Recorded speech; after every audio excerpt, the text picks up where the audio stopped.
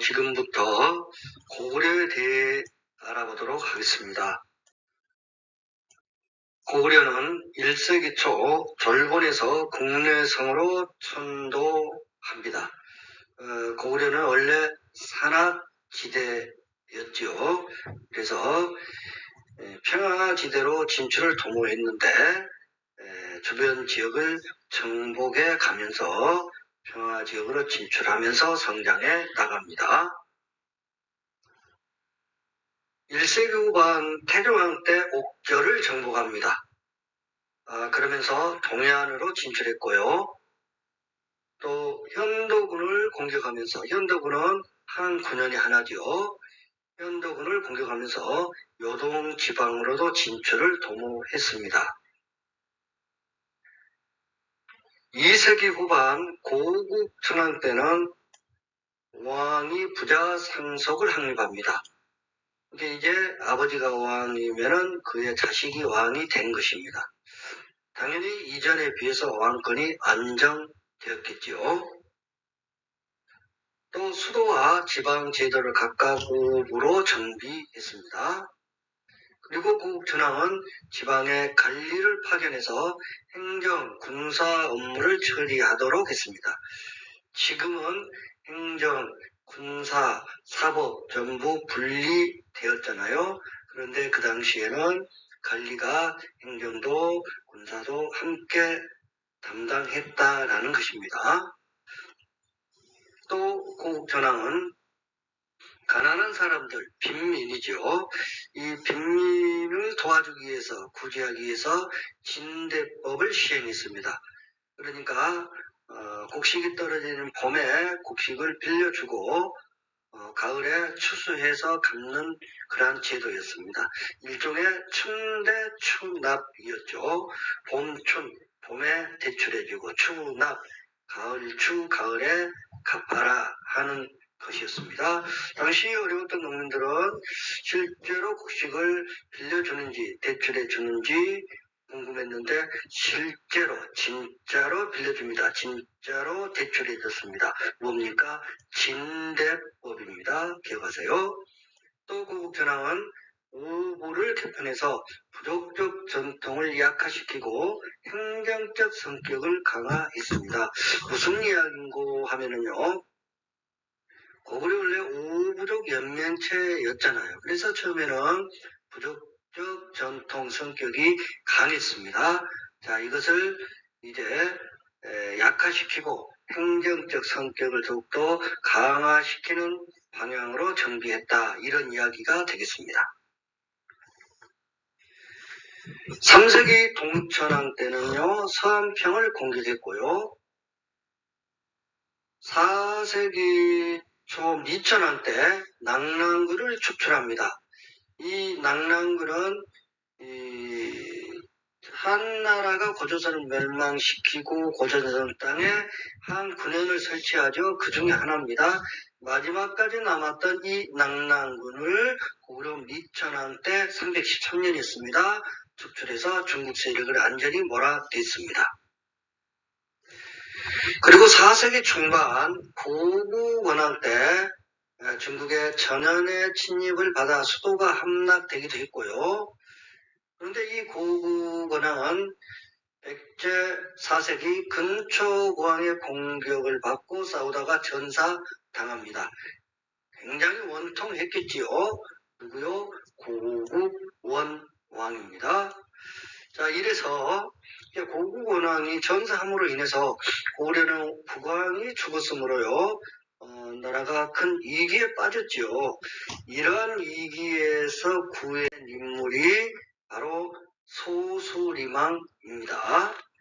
자, 소수리망의 업적은 그래서 기억을 해야 됩니다. 불교 수용합니다. 태학 설립합니다. 그리고 율령 반포했습니다. 소수리망은 불교를 수용했는데요. 전진의 숭도가 전해줍니다.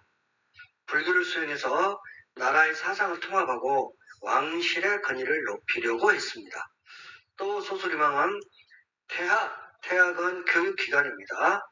태학을 설립해서 국가에 충성하는 인재를 양성했습니다. 율령을 반포했는데요. 여기서 율은 범죄처벌 규정이고요. 영은 제도 및 행정에 관한 규정을 말합니다. 자, 이렇게 해서 통치 조직을 정비했습니다. 즉, 소수림왕 때 왕 중심의 중앙집권 체제를 더욱 강화시켰다. 이런 이야기가 되겠습니다. 자, 이렇게 체제 정비하면서 군장들을 중앙 기적으로 편입시키고 중앙 관리들을 대대로 수당 등 10여 등급으로 나누었고요. 소수림왕의 이러한 업적에 고구려는 광장은 넓은 곳입니다. 광장으로 나아갑니다. 즉 영토를 크게 확장했던 것입니다. 자, 그럼 고구려 강제토대왕 장수왕 때의 영토 확장 내용을 살펴보도록 하겠습니다. 강제토왕이 백제를 공격합니다. 그래서 한강 이북 지역까지 내려갑니다. 또 신라의 침입한 외를 격퇴시킵니다. 신라 니무란 때 지연병 5만을 보내서 신라의 침입한 외를 격퇴시키는데요. 이때 외가 금강가야 쪽으로 도망가니까 끝까지 쫓아가서 생멸시키지요. 이러한 과정에서 금강가야가 쇠퇴하게 됩니다. 당연히 신라에 대한 영향력을 고구려가 확대시켜 나갔겠지요. 자, 강제토대왕은 또 북으로는 거란과 후연을 격파하고 만주와 요동 지역 대부분을 차지합니다. 그 결과 국력이 상당히 강화되지요. 이때 강제토대왕은 영락이라는 독자적 연호를 사용하고 그리고 강제토대왕이 스스로 태양이다 이렇게 칭했습니다. 그 다음 장수왕인데요.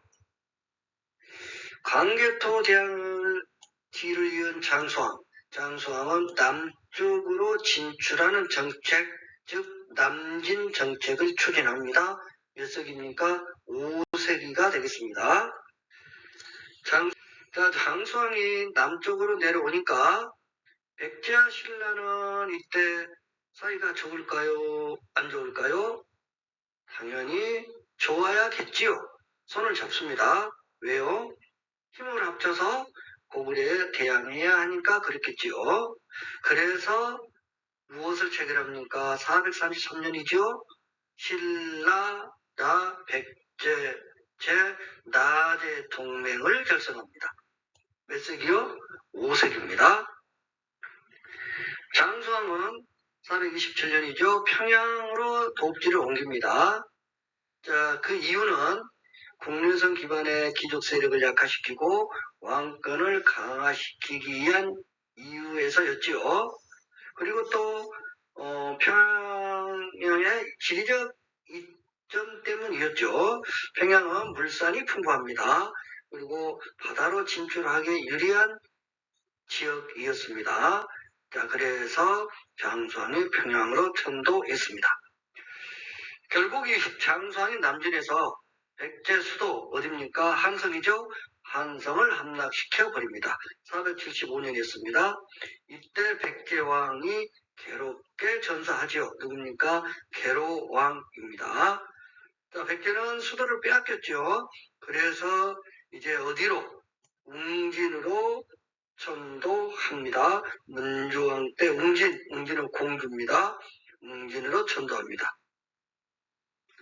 자, 이래서 장수왕은 남한강 유역으로 진출하고 중북 지역까지 영토를 확장시키는데요.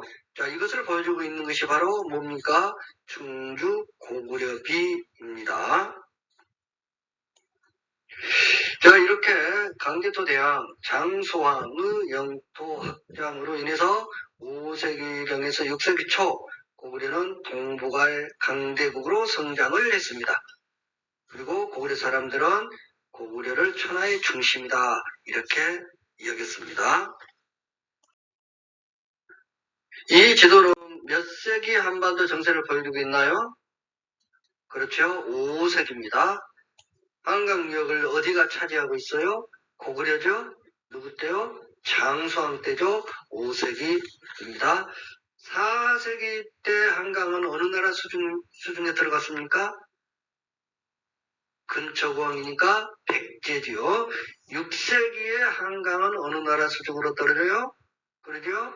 신라지요. 누구 때요? 진흥왕입니다. 여기 강개토 대왕릉비는 누가 세웁니까? 강개토 대왕이 세웠을까요? 아닙니다. 장수왕 때 세웠습니다. 414년이고요. 중국 지린선에 위치하고 있습니다.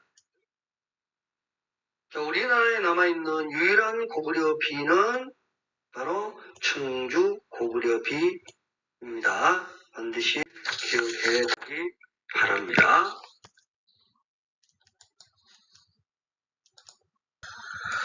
고구려 요약해 보도록 하겠습니다. 자, 고구려는 머리자 따서 대고, 동리, 고소, 강장, 문 이렇게 기억하면 좋겠습니다. 대고, 동리, 고소, 강장, 문. 태조왕 옥저 복속하고 동해안으로 진출합니다. 고국천왕 왕이 부자 상속 확립해서 왕권 안정시키고요. 빈민구제하기 위한 진대법을 실시합니다. 동천왕 서안평을 공격했고요. 미천왕 한사군의 마지막 낙랑군을 이 땅에서 안전히 몰아냅니다. 4세기 고국원왕은 전현의 침입을 받았고요. 백제 근초고왕의 공격을 받아 전사하고 망합니다. 고구려가 위기에 처했습니다. 이러한 위기에서 고구려를 구해낸 왕이 소수림왕이다. 이렇게 정리해 볼 수 있겠습니다. 소수림왕의 업적 기억합니다. 불교수용, 대학 설립, 율령, 반포입니다. 이렇게 해서 소수림왕 때 고구려는 중앙집권 체제를 더욱더 강화시켰습니다. 이러한 소수림왕의 업적을 바탕으로 해서 그 뒤 고구려는 광장은 넓은 곳을 말하죠. 광장으로 나아갑니다. 즉 강개토대왕, 장수왕 때 영토를 크게 확장시켜 나갑니다. 강개토대왕은 한강 이북까지 진출했고요. 신라의 침입한 외를 격퇴시켰고요. 거란 후연을 격파해서 만주 요동지역 대부분을 차지합니다. 장수왕은 숫자가 밑으로 쭉 내려옵니다. 아래로 내려옵니다. 남진정책 추진했고요. 평양 천도합니다. 그리고 백제 수도 어디를 빼앗아버립니까? 한성이죠. 한성을 함락시킵니다. 그래서 백제는 수도를 빼앗기고 문조왕 때 웅진, 공주죠. 웅진으로 천도합니다. 자, 수고하셨습니다. 이상 마치겠습니다.